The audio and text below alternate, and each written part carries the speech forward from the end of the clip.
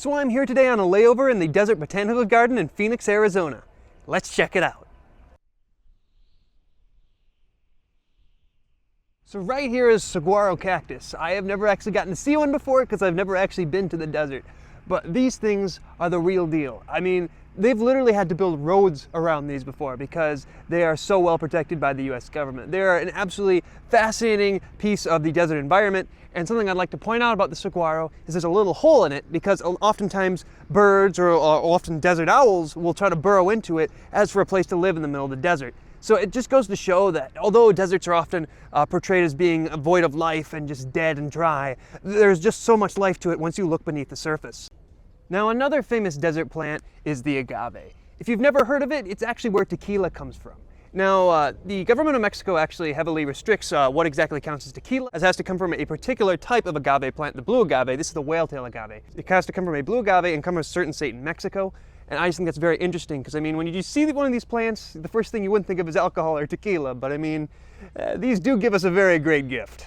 Now, this is one of the more stereotypical desert plants. You've probably seen these in cartoons and stuff, but these actually do flower in the spring, and it's actually very pretty. They have like little pink flowers.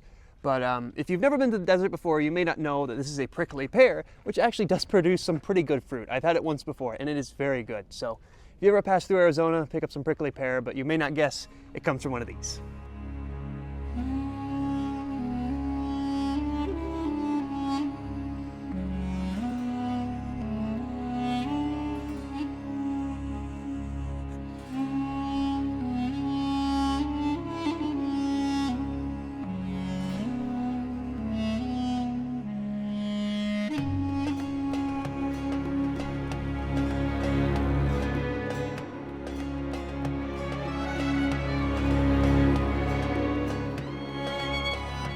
Now this plant here is known as the wisteria.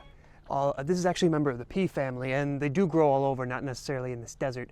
But an interesting fact about these is that even though it is in the pea family, its seeds are actually extremely poisonous. But also, these blooms are extremely short-lived. These blooms only last a few days, and I was very lucky to come here at a time when it was actually blooming. So this is known as the giant Mexican carden, and it is absolutely massive. They point out this is actually one of the oldest plants in the entire botanical garden, and I mean, it's absolutely massive. I mean, this thing looks like like it's bigger than an actual tree, and it's just weird to see a cactus this big because all I've ever seen them before is really in people's homes. So Phoenix and the state of Arizona are both part of the greater Sonoran Desert. This actually stretches all the way down into Mexico and pretty much all the way across the entire Gulf of California. It's just important to keep in mind that Arizona and Phoenix are still part of a greater desert, even though Phoenix is actually the 6th largest city in America, which, of course, it just seems a little funny to me that America would put one of its largest cities in a desert when there's so much land, but there's a reason why people come here. It's dry and warm and warm, and some people like that, especially if you live in Minnesota. Now this guy is a thumb cactus, and basically they grow out of the ground and kind of look like a giant thumb. But the reason why I'm pointing this out is that a lot of people today have succulent gardens and keep little succulent cactuses, and this is what one of these looks like if they're actually left alone in the wild and are allowed to grow to their full potential. They actually get very, very big.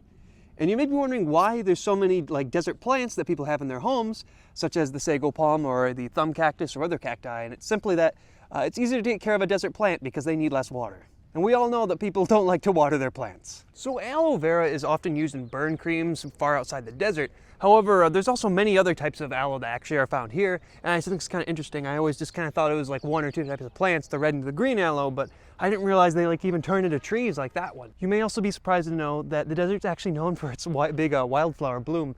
And obviously all plants have to flower, and these particular flowers are often more conservative with their water. But still, it's just kind of amazing to see all these bright colors way out in the desert where you would just usually assume there isn't them.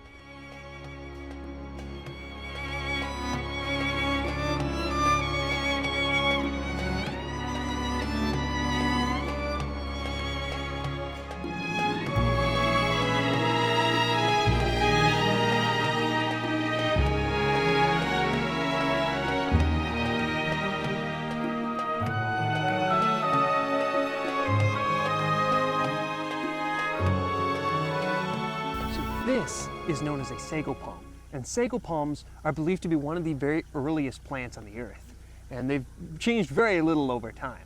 However, out here in the desert, a lot of them grow very big, and so I'm just used to the houseplant sized ones, and to be fair, this is one of them, but I've seen ones here that are much taller than I am. And believe me, it takes a long time for them to grow that big. So they also have a very nice butterfly garden in here. They are very careful about who they let in and out of here, so I feel very blessed that I have a chance to come visit it. But yeah, there are just butterflies flying all around. It's really cool to see these because, I mean, these are the last things I think of when I think of the desert. Now, they often believe they can blend in with the ground a little bit better than they actually can, but I've just never seen most of these before. But anyway, this is the Desert Botanical Garden in Phoenix, Arizona. It was a great way to spend a flight layover. I'm gonna be heading back to the airport pretty soon here. But anyway, it was a great way to spend a little bit of my afternoon. If you ever really want to see the desert and just kind of what lives in it, this is really a great place to do so. So I mean, if you ever have an interest in seeing the desert, do stop by. But anyway, this is Lord Benjamino, and hopefully I will see you on the next one.